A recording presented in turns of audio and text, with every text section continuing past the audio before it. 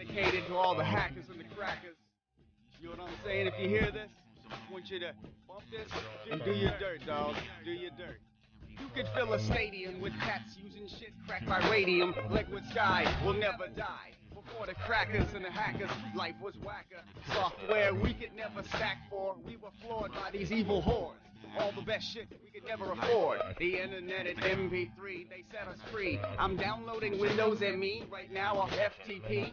You bitches will never find me because I'm everywhere. See, yo dog, you got something new? Hit me off on ICQ.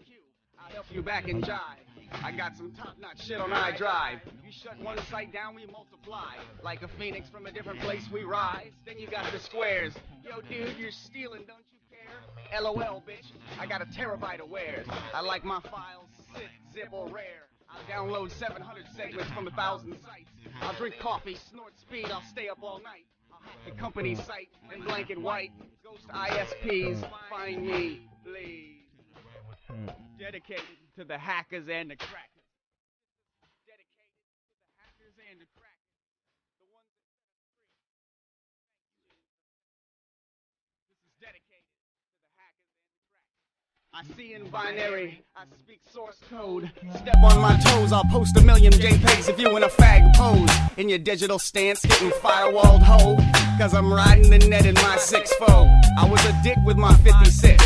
Now with my cable, I'm able to get that stable. On the out, my name is Ace and I'm a Leo. On the digital highway, my name is Neo and I'm a hero. In a flash, I'll school you on burning Dreamcast. You need some ISOs? Let me through my hard drive rifle. Hey everybody, this is StankDawg. 0DB. And you're watching HackTV Episode 2. Now we know it took a little bit longer than we had hoped to get it to you, but we actually have some pretty good reasons. Or actually 3 reasons why. Reason number 1. Hurricane Charlie. Reason number 2. Hurricane Gene. And reason number 3. Hurricane Francis. Not necessarily in that order. However, we are here now, and as you can see, it's a nice day behind us here in South Florida. So what are we going to do in the first part of HackTV? What's our first segment tonight? Well, the first segment is going to lead into a little show and tell on the local communications. You're going to see some phone equipment inside of a meter room. We're going to go out and take a little trip to a fiber distribution remote terminal and give a little explanation exactly how it all comes together. So we hope you enjoy that, and we leave you with a view of the panorama of South Florida.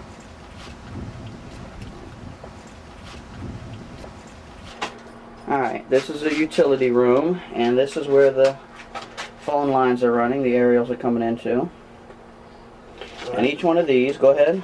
Okay, now what we have here is your 66 blocks, which is coming from the actual condos or homes via a, looks like a 2-pair JKT, and basically they're punched down on the block. As you can see, there are apartments, 202, 208, 211, so forth and so on. And basically have a jumper from the actual apartment. If you follow the jumper, tug on it, do what you gotta do, you can find it over on this block. Now this block is actually the block that goes to the remote terminal. It's been here a while. It's not clearly labeled, however, Western Electric. You can, yes, it's a Western Electric, and you can see where a couple phone guys have left little notes and stuff. This is very important. Notes, always leave notes.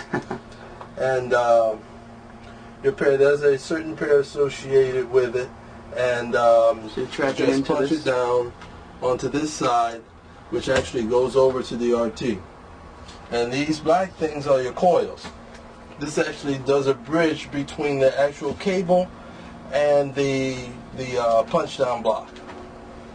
Okay, so picking up on any one of these aerials would be what's called beige boxing. You can pick up on any one of those lines. Correct. Right here. Correct. By just tapping into that line. You can do it right here, either one. Just pick one, clip on it, plug your phone onto it, and go off hook, and you'll get dial tone or you won't.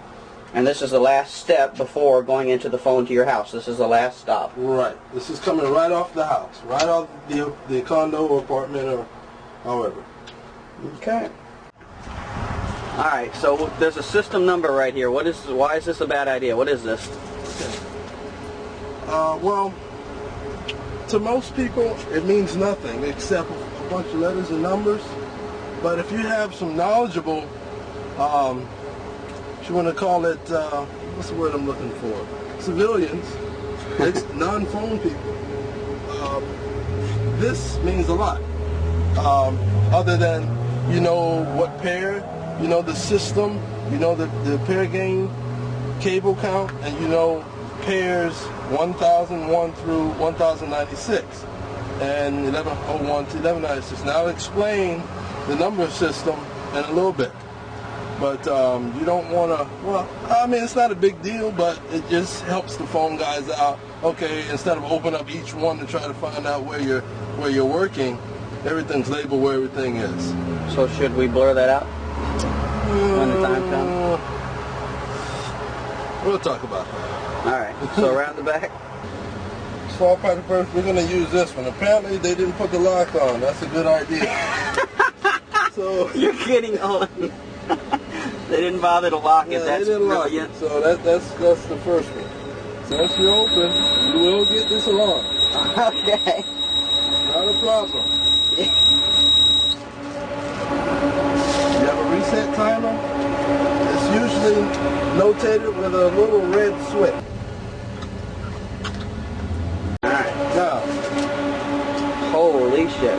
Now, we're going to explain a little bit here. Every RT has battery backup. Okay?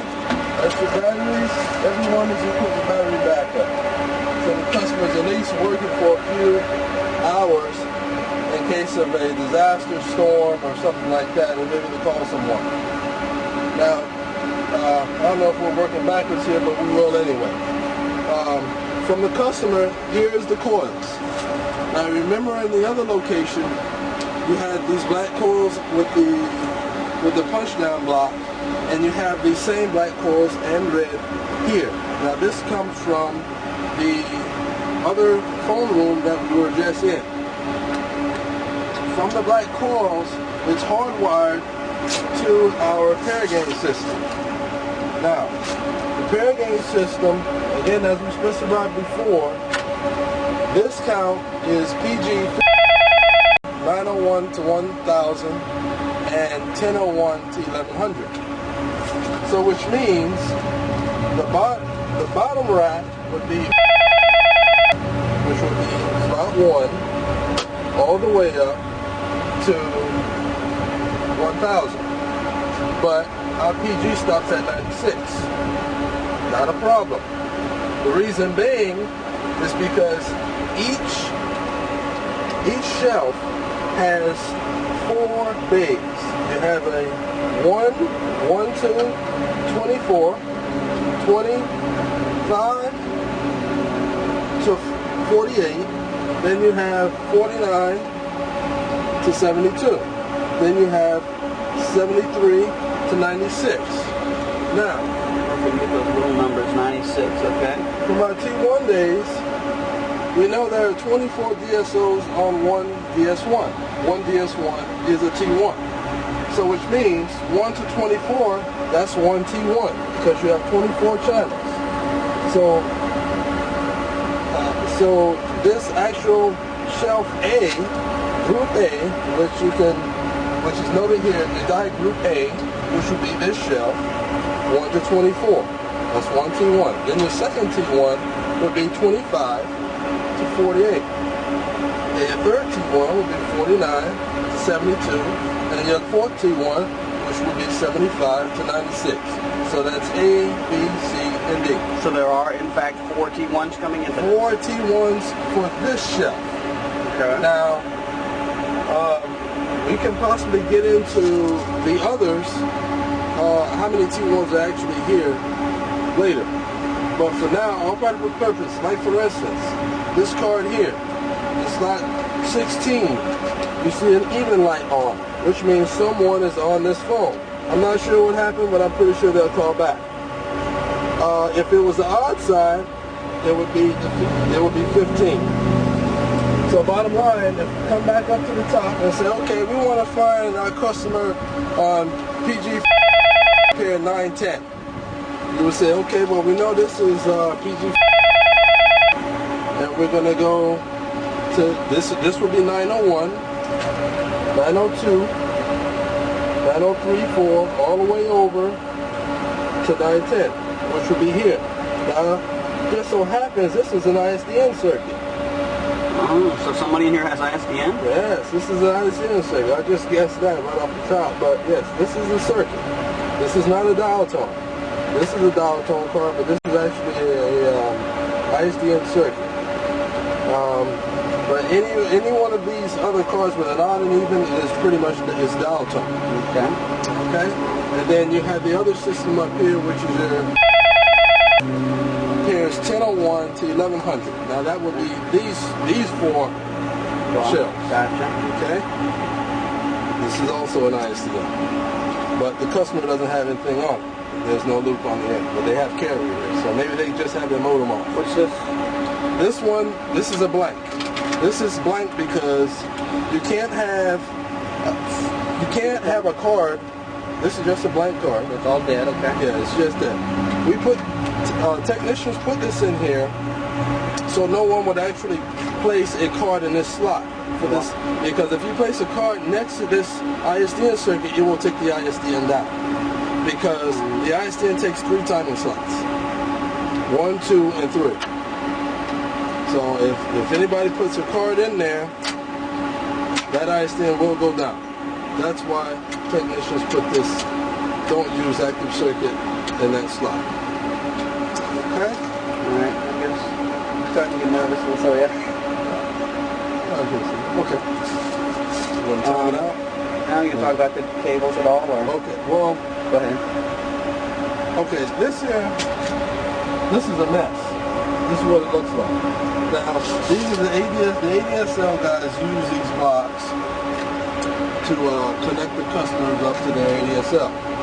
Now, what happens is from the mini RAM, it's hardwired onto these pins. Now, once the technician finds the actual customer's DSL off the pins here, they actually run a jumper, which is a mess, and they run it across, up and over, and go directly into the coil, which goes actually directly to the customer. Right. So they can get synced directly onto their line. They don't have that. This is where there's no need for a second circuit. It's basically multiplex right on top the customer's phone number, and demultiplex at the filter. And then these plastic covered. Okay, this is actually the back of the shell. Has it all wide. It comes pretty wide from factory. There's no technician going to sit here all day with this. But this is pretty much pre-done as far as the shelf is concerned. Only thing that is actually spliced is this. Now this is the cable from the actual system which connects the in and the out, which the out would be from the coils, the in would be going into the shelf. Alright, so that's about it for this box? Yeah. Okay, I hope you enjoyed that little bit of info on the communications part of it. So our next clip that we have was filmed at Freaknik 8 in Nashville, Tennessee. And is a good friend of ours, Acidus, and he's going to give us a little demonstration on mag stripe, magnetic card readers, and things like that. This was filmed at Freaknik, and we met Acidus at the Hope Conference in New York and been friends with him for quite a while now, so we hope you enjoy this clip. So mag stripes are really, really simple. This is a PVC-based card, same stuff as plumbing return. You've got some type of resin that holds magnetic particles to this card. And think of these magnetic particles, they're bar magnets. You got a north and a south pole.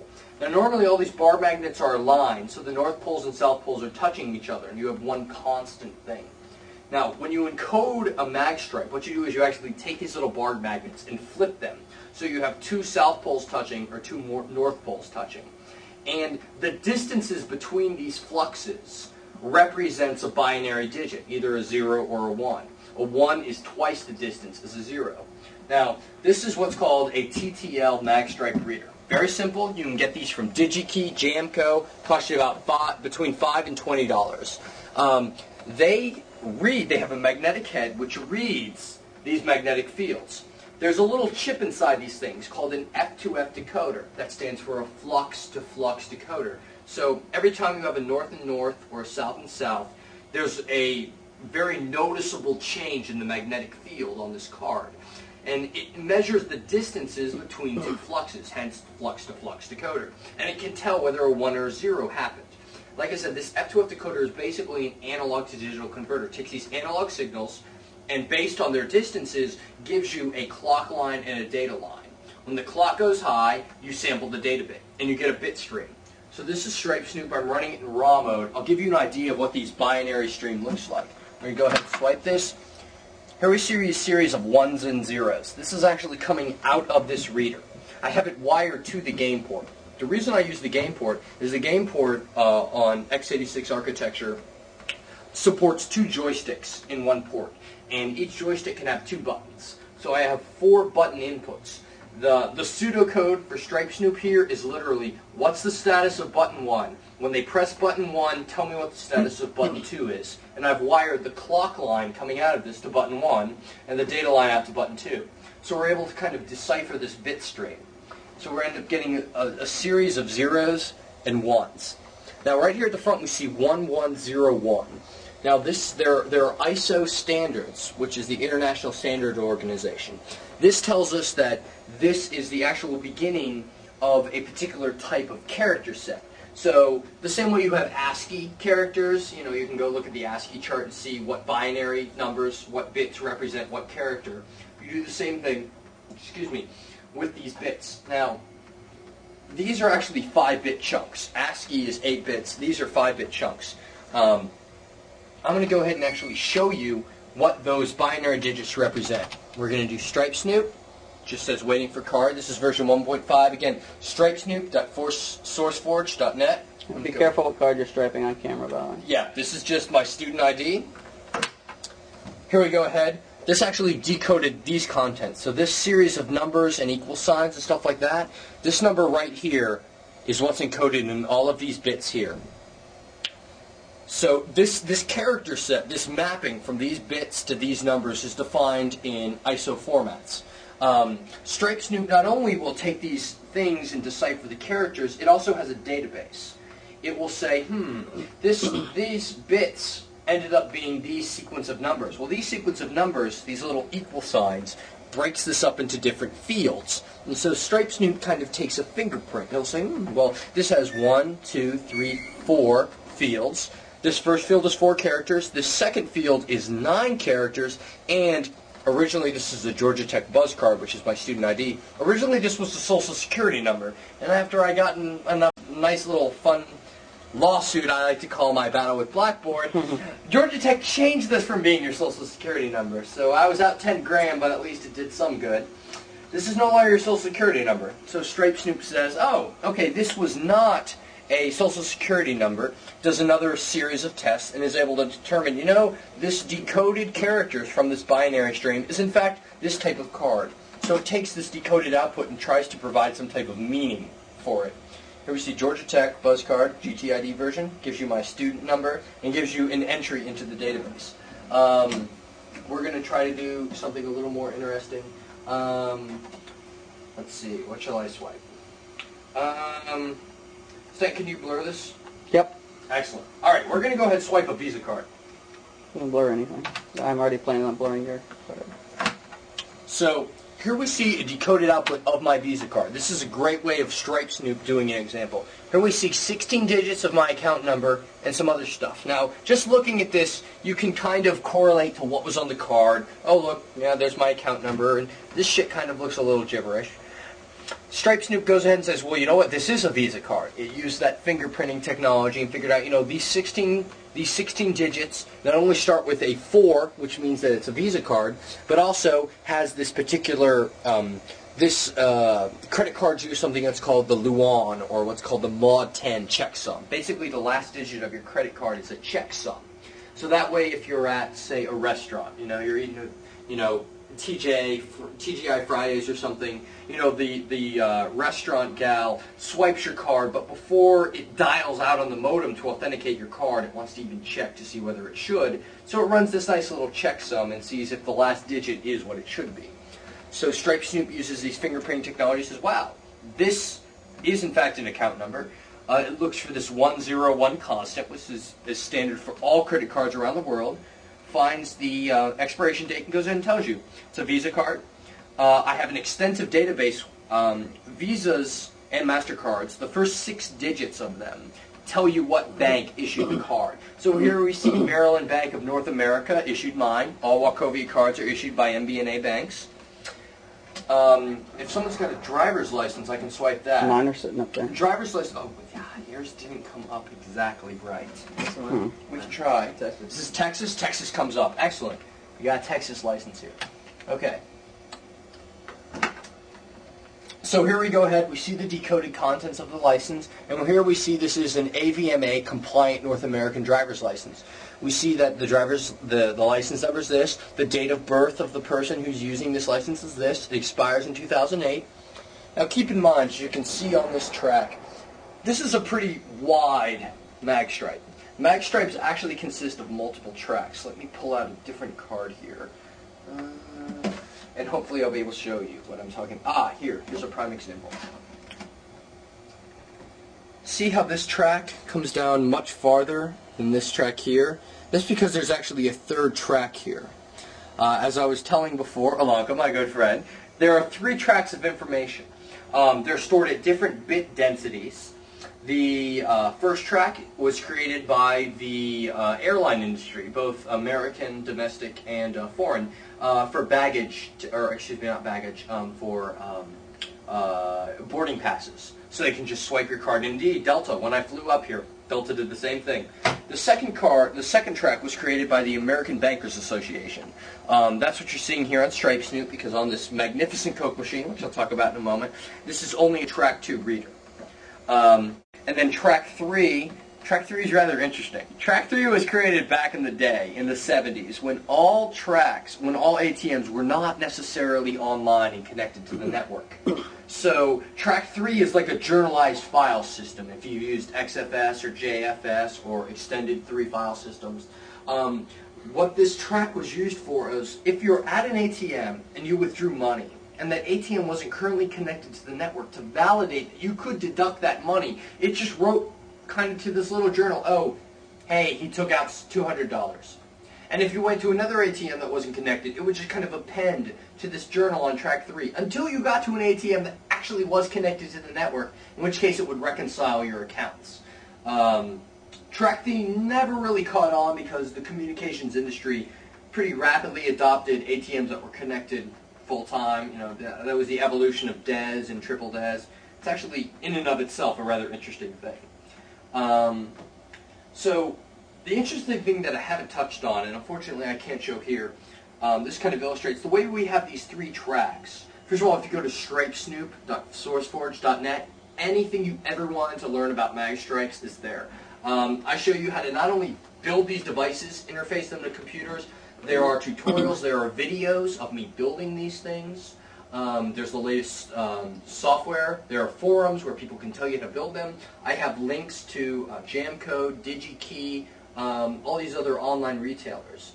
I even have things that will tell you how to modify these to read other tracks. So you have multiple tracks. And typically you can only read one of these tracks. And I actually show how you can read other tracks. If you'll notice, this card goes in a certain distance. And there's a magnetic read head. I'll use a 3-track reader right here. So nice 3-track. You'll see this goes in a certain distance. And you can't see it here. Let me try. Here's a perfect example. I got another reader right here that I built. Hopefully you all aren't looking in my in my luggage at my underwear. Excellent. You guys see the magnetic head right there? And remember I was talking earlier about the F2F decoder. That's this little chip right here. Now this is what's called an OMROM. This is the manufacturer of this particular reader. You'll notice there are screw holes here. I'll get to those in a second. Now this is a single read head. When I insert this card in, I wish there was a cutaway here, but this center track here is aligned with the sensor that kind of senses these magnetic fluxes. And so when I swipe it across, I'm able to sense those magnetic fluxes. The UF2F decoder converts them to a bit stream, which runs down this wire and is ultimately connected to the joystick port right here into the back of your computer. Any sound card will work. Stripe Snoop works on Linux, all sorts of stuff. In fact, I just added support for serial-based readers, which you can buy commercially. I highly encourage those who can solder to do this. But, you know, if you're not up for that, it costs you about $70. You can get a serial reader. You go my route, it'll cost you between $5 to $20 plus shipping. Anyway, so if this goes in so far that I can read track 2, it would make sense that if I could prevent this from going in a certain distance, I could align this read head to read, say, track 1. If I had some type of blockage, so instead of going all the way in, it went in only to, say, there. When I swiped it, this would be aligned to read track 1. The key here to remember is that this mag head and this F2F decoder, they don't really care what track you're reading.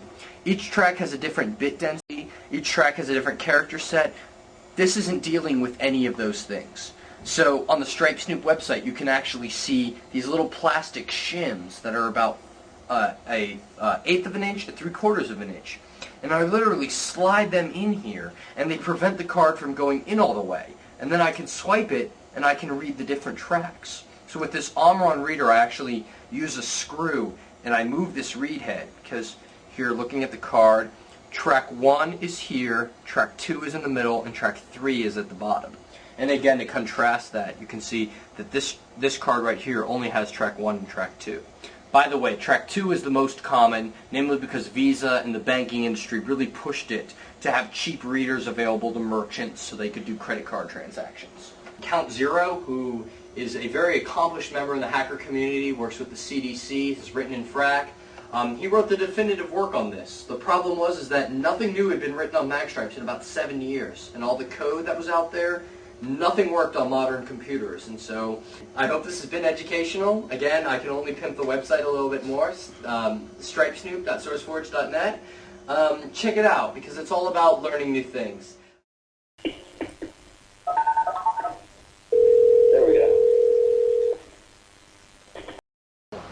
We hope you enjoyed the second episode, and sorry it took so long, but be prepared for the third one. And hopefully it won't take us as long for the third one, but we will definitely see you some hack time, some hack channel, but definitely Hack TV.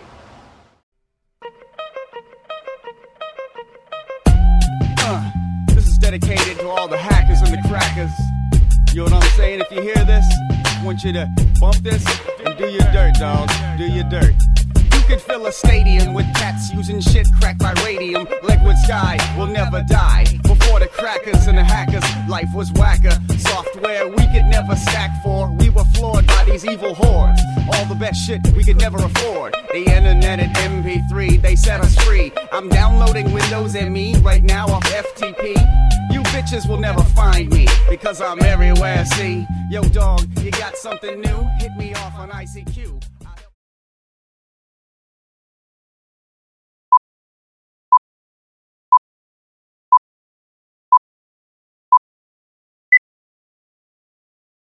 You enjoyed this one and stick around for the next one, and that really sucked dog ass, so I'm going to start all over as though it didn't even happen. Alright, thanks for watching the second... Wait until I'm looking at the camera. Okay, you ready? Oh, you guys are fuckers, man. Wow, what's wrong with you? Now it's skateboarding. Whoa. Dude, jump off the table. Huh? Jump off the table and steady it. It's locked. Oh, you shit. noob! Oh, you fucking noobs! Sir! Do you know where Bukake Lane is? Really? Oh. Thank you. Okay, so this train... Communications. You stumbled. Yeah. I hope you go. Hurry up, my battery's running out. I got it. Okay, 3. Improv, man, improv. Okay. 3, 2. Alright, you ready? Try not to laugh. I'm trying not to, hold on. Okay, I'm ready. 2, and we hope you enjoy it. Now, what are we going to start with in this first segment? We're going to start off with a little local communication. Okay, fucked it up. Okay. All right. Hey, everybody, this is StankDawg. 0DB. And what the hell are we doing? Mess me up. Now you're going to make me start laughing. Okay.